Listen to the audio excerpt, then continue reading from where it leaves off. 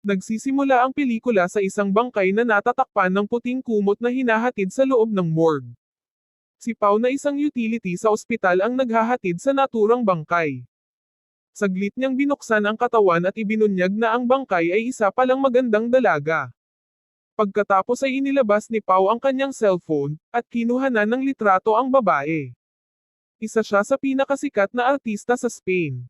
Ang kanyang pangalan ay Ana, at siya ay kilala ng lahat, at pinagnanasaan ng marami dahil sa kanyang talento, hitsura, at katanyagan.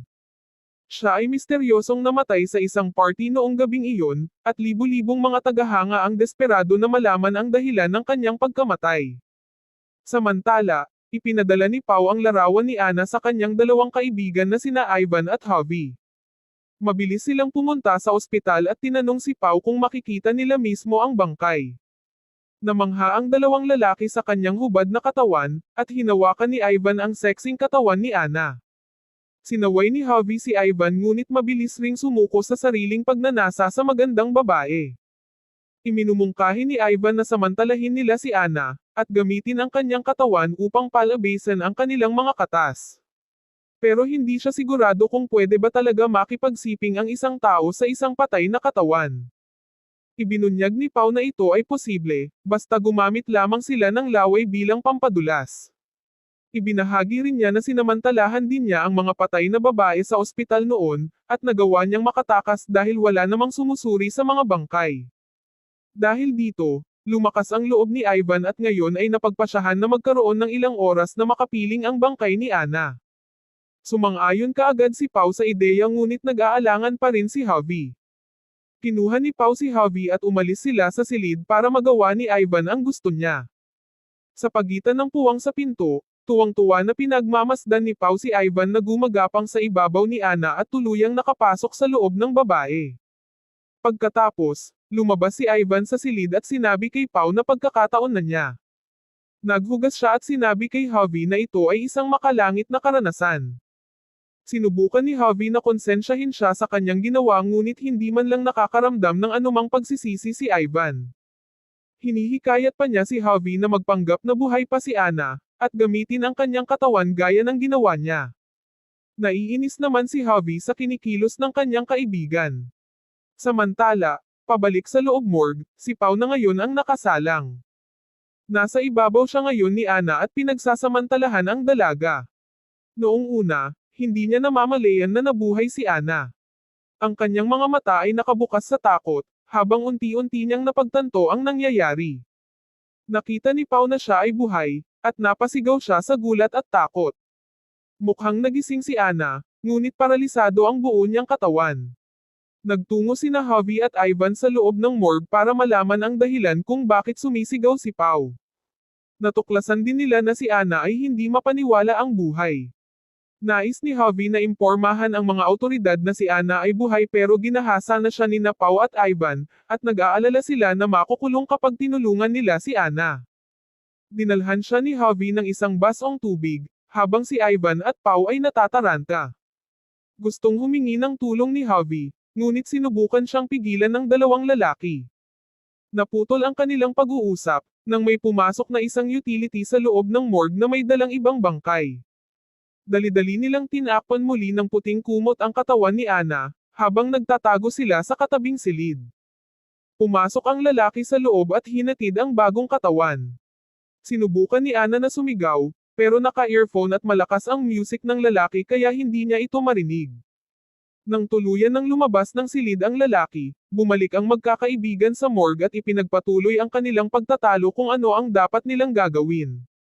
Matibay pa rin ang paniniwala ni Javi na dapat silang humingi ng tulong, ngunit parehong natakot sina Pau at Ivan sa mga pulis dahil sa kanilang ginawa. Sigurado silang isusumbong sila ni Ana, at pareho silang makukulong dahil sa panggagahasa. Pilit na tinangka ni Javi na kunin ang cart na may katawan ni Ana, ngunit kumapit si Ivan sa kabilang dulo. Sa puntong ito, nakakapagsalita na si Ana, at nakiusap siya kay Javi na paalisan siya doon. Gayunpaman, natuklasan ni Javi na nakalock ang pinto, nadiskubre ni Pau na nakalimutan niya ang kanyang mga susi sa labas. Nagsimulang sumigaw si Javi para humingi ng tulong, at doon naputol ang pasensya ni Ivan. Kalaunan, Ang dalawang lalaki ay nag-away at si Ivan ay hindi sinasadyang nataman ng isang nakamamatay na suntok si Javi at bumagsak sa sahig. Ngayon ay parehong nagpapanik sina Pau at Ivan, dahil muli silang gumawa ng panibagong krimen, humihinga pa rin si Javi. Ngunit mabilis siyang nawawalan ng dugo. Mabilis naman na kumuha ng tuwalya si Pau para matigil ang pagdurugo. Agad namang nagsisi si Ivan sa ginawa niya sa kaibigan. Sinabi niya kay Pau na kailangan nilang buksan ang pinto, at pagkatapos ay iiwan nila sina Javi at Ana, kung saan mabilis silang mahahanap ng ibang tao. Kinaladkad nila si Javi sa katabing silid, at sinandal siya sa dingding. Habang unti-unting nawawala ang kamalayan ni Javi, humingi ng paumanhin si Ivan sa kanyang ginawa, at sinabing hindi niya sinasadyang tamaan siya ng ganoon kalakas. Ang masaklap pa, may ibang empleyado na pumapasok sa morgue. Nakipag-usap sa kanya si Pau, at nagsisinungaling na siya ay nakalok sa loob ng morgue ng mag-isa. Ang empleyado ay mausisa tungkol sa bangkay ni Ana, at gustong makita siya.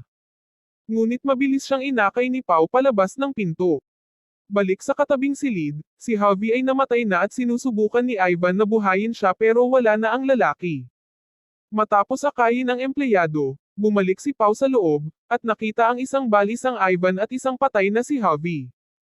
Nagsindi ng sigarilyo si Ivan, habang umiiyak si Pau para sa namatay na kaibigan. Nagsisingkin ngayon sa dalawang lalaki na nahaharap sila sa habang buhay na pagkakakulong dahil sa ginawa nila ngayong gabi.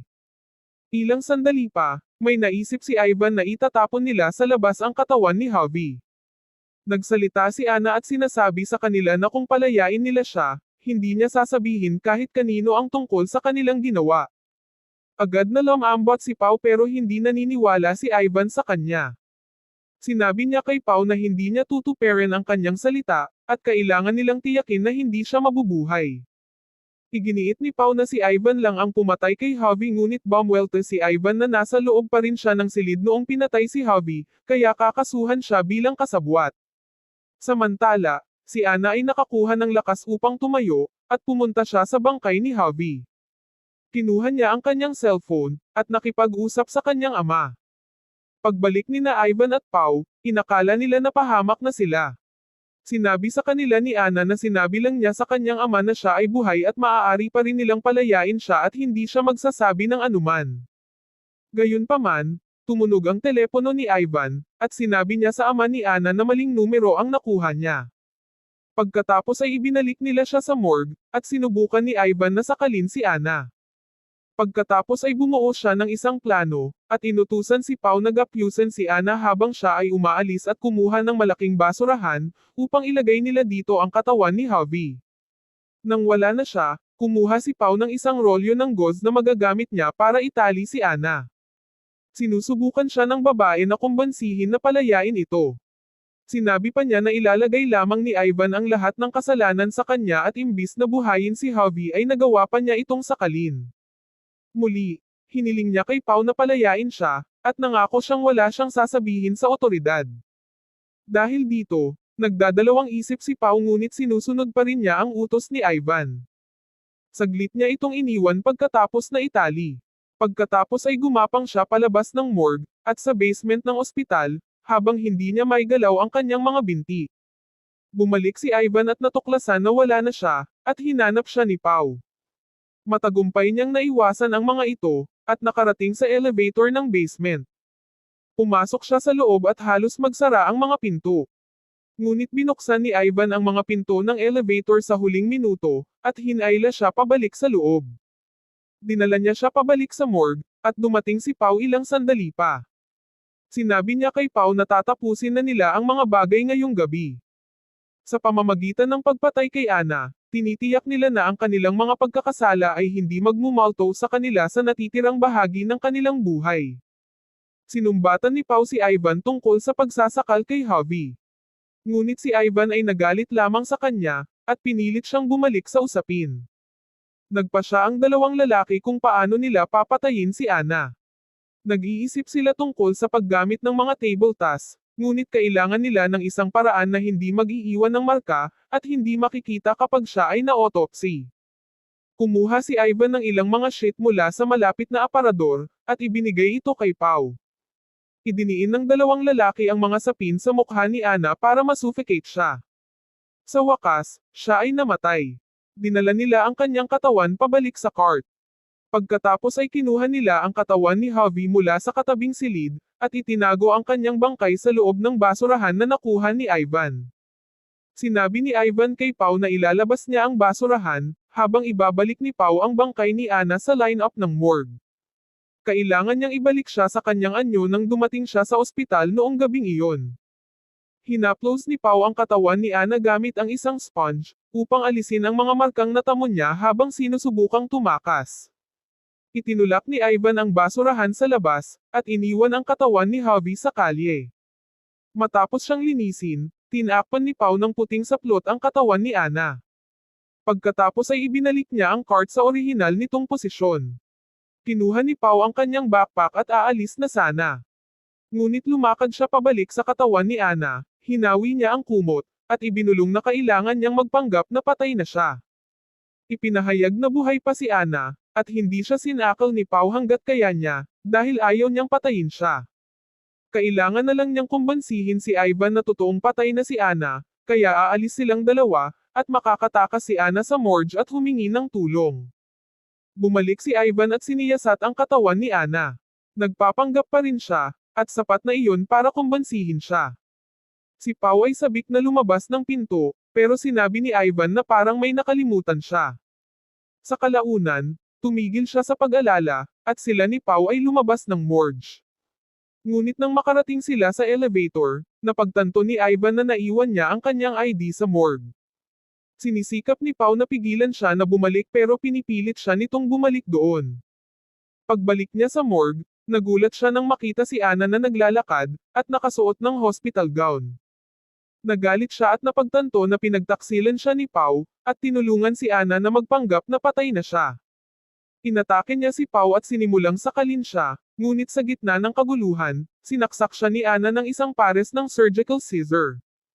Paulit-ulit niya itong sinasaksak hanggang sa mamatay. Nang mawala na si Ivan, sinabi ni Pau kay Ana na maaari na silang umalis. Ngunit hindi pa tapos ang paghihiganti ni Ana. Sinaksak din niya si Pau na may malamig na tingin sa mukha.